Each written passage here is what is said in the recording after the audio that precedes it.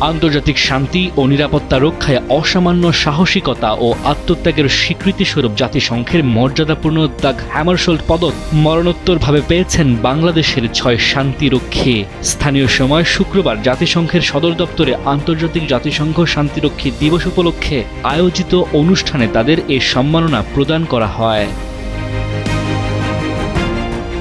জাতিসংঘ মহাসচিব Antonio Guterres নিহতদের পদক জাতিসংঘে বাংলাদেশের স্থায়ী প্রতিনিধি রাষ্ট্রদূত সালাউদ্দিন নোমান চৌধুরীর হাতে তুলে দেন।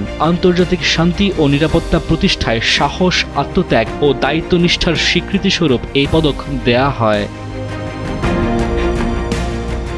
সম্মানপ্রাপ্তরা হলেন corporal Mohammad Masud Rana, private Mohammad Jahangir Alam, private Mohammad সবুজ মিয়া, প্রাইভেট মোহাম্মদ মমিনুল ইসলাম, প্রাইভেট শামীম রেজা এবং প্রাইভেট শান্ত মণ্ডল। তারা 2025 সালের 13 ডিসেম্বর জাতিসংঘের পতাকা তলে দায়িত্ব পালনকালে এক ড্রোন হামলায় নিহত হন।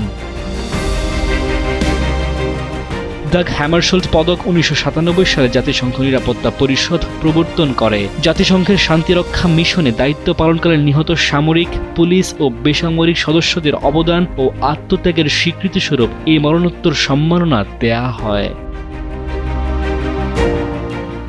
ডেস্ক রিপোর্ট, সময়ের আলো।